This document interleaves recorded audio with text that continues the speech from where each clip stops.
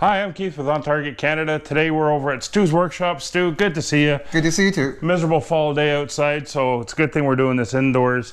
We're going to take a look at something kind of special to a lot of Canadians' hearts. It's the first service rifle that a lot of people had before we got into the modern day weapons. So can you tell us what it is? Sure. What we have right in front of us is a Canadian Arsenals Limited FN C1A1 8L series. This one here is was part of the OPP inventory. Okay, now this is a unique weapon. It was the first semi-automatic rifle that came into general service after Korea, so the first one for the Canadian Army. And it served basically right up through to the late 80s, very early 90s by the time they were all phased out. I think at least if I remember correctly, I think it was 92 for our unit that they finally pulled them out, or 91, 92? 92. And we started to get the C7s. Right, so the C7s, which of course in their A3 variant is what we use today. But this rifle is not only unique in Canadian history as it was our transition from the bolt-action Lee Enfield, it's widely used around the world. Sure, exactly. I think at one point in time, this was monikered as the arm of the free world, and at one point in time, it was probably the most used firearm across the planet until the AK surpassed that. Excellent. Now this was a slight step up in caliber from the Lee Enfield. This was a 308, or what became the 7.62 standard, NATO standard. That's correct. It's a heavy round. It's a heavy rifle, and for those of us that served through the late 50s, 60s, 70s, 80s, we're very familiar with lugging this thing around for hours on end. Could you just go over some of the characteristics of it? Sure, no problem. This is a semi-automatic rifle. It is magazine fed, air cooled, and it's piston driven. You have a gas block here, gas plug, and a piston that drives back your breech block carrier and your breech block to cycle the action. Feeds from a 20-round magazine. You have fold-up sights. You have your bayonet stud underneath here. Your carry handle, and something unique to the FNs, you have your charging assembly, I gather, on top of your feed cover here. Right. This had an adjustable gas regulator. That's correct. So it was, as it got dirty and more adverse, you could crank the amount of gas going to the recoil system to compensate for that until you had a chance to clean it out. Semi-automatic rifle, not common nowadays as a primary rifle, was then, but there was another version of this. Certainly, there was actually two. You had the C2s, which was your light automatic weapon, which had a heavier barrel profile, a bipod, and different sights, and was traditionally had a 30-round magazine. And the Navy had their C1A1D series, which was your FNC1, but it had the change lever was actually a 3-position versus a 2-position, so it went full auto. Right, so very limited number of full auto. Something that our Canadian viewers might be interested in knowing is that even though the caliber, the barrel length, and the action on this all scream non-restricted weapon, it is actually prohibited. That's correct. It's a 12.5, which means that people that own it can buy, sell, trade between other people, but new people can't own it. And currently, right now, the Canadian government will not allow us to bring this to a rifle range and shoot them. Right. So there's many versions or many other rifles out there with these characteristics, same caliber, barrel length, semi-automatic, which you can shoot, and in fact are non-restricted, but this one is prohibited. That's correct. And as far as I can tell, the reason for that is because it's a prohibited by name. So it's this firearm specifically, and the only thing I can think of is that it served in the Army, and that's why they don't want people to own it. Yeah, those are the main ones. I've also heard other ones because of the type of action it had, the trick mechanism, and also heard it could have been also political as well, the reason why they decided to make it restricted originally and then prohibited afterwards. Excellent. Now, I'm looking at the table here, and you've got some of the accessories that, of course, we're familiar with. Starting from the our left is the cleaning kit that this came with. Yeah, the section cleaning kit. Right, which would be for the section. Could you just run through quickly what came in? Sure, that? no problem. What we have here is we got a wonderful little oil bottle. We have patches. We have a nylon brush set that puts together. The only drawback with these here is that the end here would always crack and break and you'd lose the bristles. We have ourselves a combination tool. Very valuable thing. Very, very valuable. You have a place here for to adjust your front sight. You have a little screwdriver tip here. You have a couple of scraper positions here. You have a spanner right here so you can adjust your regulator. And all sorts of other widgets, another little scraper there. You have your cleaning rod setup, which all puts together, and you can then clean the barrel.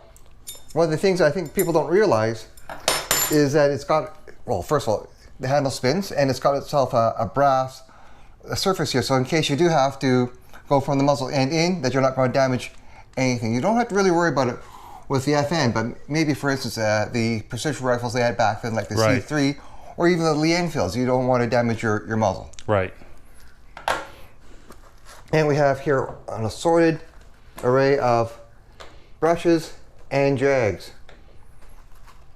Some of them are for the Sterling, the 9mm, but you got here your brush for your chamber, you got your brush for your bore, and like I said, I got some of the 9mm ones here as well, and you have here your Parker Hale jag, so you can wrap around your patch. And you have yourself your wonderful little carrying bag. We have the sling, obviously. Now up on the right side, we've got the bayonet. Yes. Which would have been, again, standard issue. Every rifle came with the bayonet. And this is the FN bayonet. I remember that clunk there as she catches on the grooves.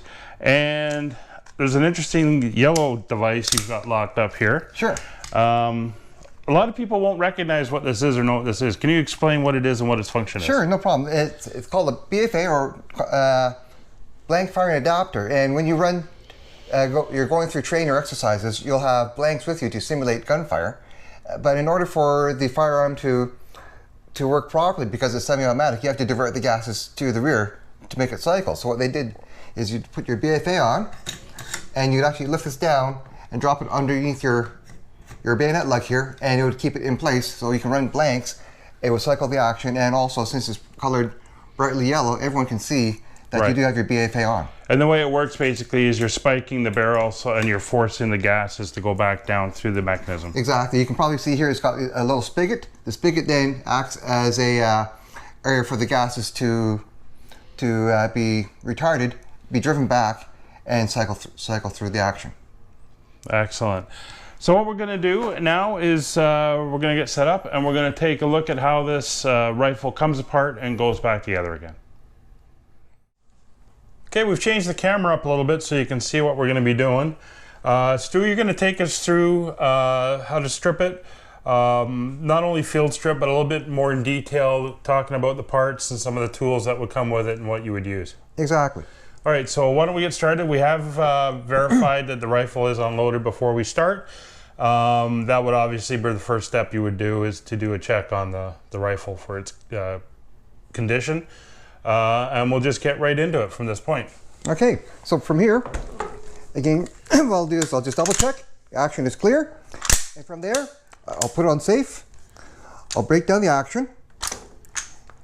I can then remove the breech block carrier assembly, receiver cover, close the action up, and I can now push down the detent, rotate the gas block, and remove the piston. And that's basically as much as you want to go through.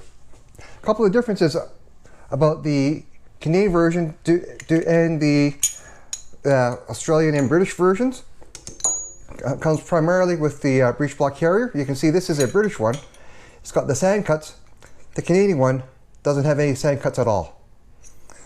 If we look at also the breech block, we can see This is a British one. This is a Canadian one. You can see at the top how the British one, the extractors are a whole lot larger, and the Canadian one's a bit smaller. The kind of the neat thing about both of this is that these can be swapped in no problems for interchangeability. There was a big committee that ensured that if Canada, Great Britain, and Australia were going to adopt these, that there will be parts interchangeability. Oops, sorry, lied. The breech block is works, but not the bolt carrier. So this is a British breech block carrier, Canadian breech block, and it'll fit no problem.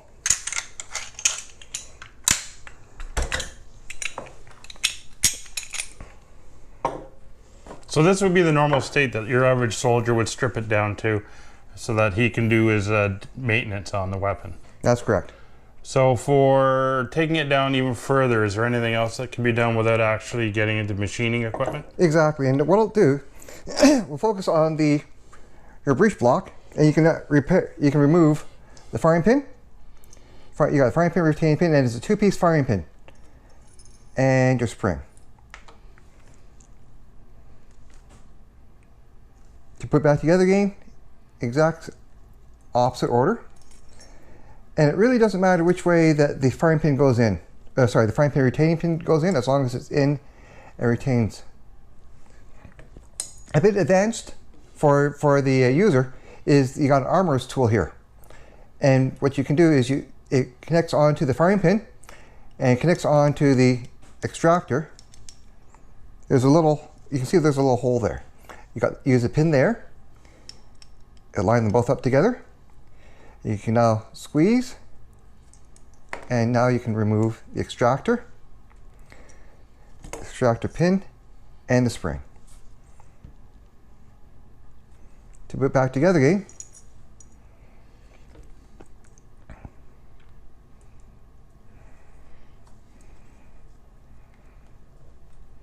and everything just drops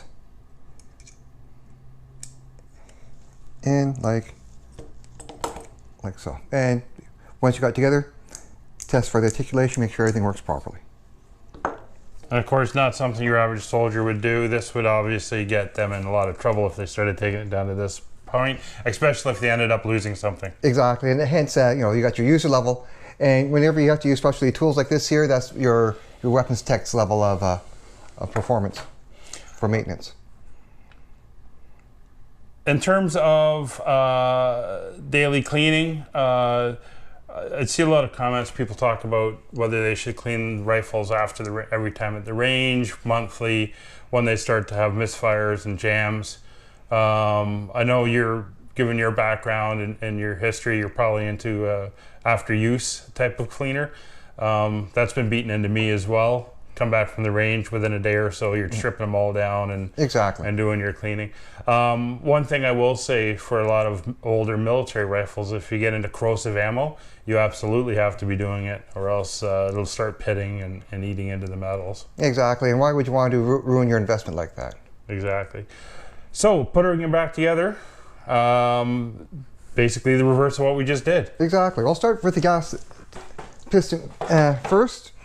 You got your piston, you insert it in, and you'll notice that your piston has a cut in it, or gas block, or gas plug. And the gas plug wants the orientation so that it goes up from the barrel into the piston. They give you a little slot here to tell you that the slot goes up top so you have it aligned properly. So push in, rotate a bit, you gotta push the detent in, and then it locks into place. If this slot isn't up top and it's rotated 180, then you have yourself a very heavy single shot rifle. From here,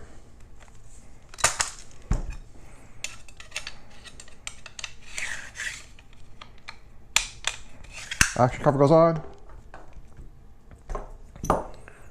breech block carrier, breech block,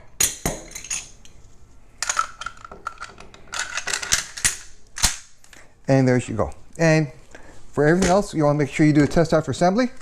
So, cock action, firearms on safe, squeeze trigger, nothing happens. Rotate it on to fire, squeeze trigger, action fires. And then from there, I'll cock it one more time with the action to the rear, or sorry, trigger, depress, release. I can slowly release the trigger. You can hear the disconnect, engage, and then squeeze one more time, and the action will fall. And that's it all together. So that is the FN C1A1, standard Canadian rifle from about the mid-50s until the very early 90s when it was replaced. Stu, thank you very much. No problem. My pleasure.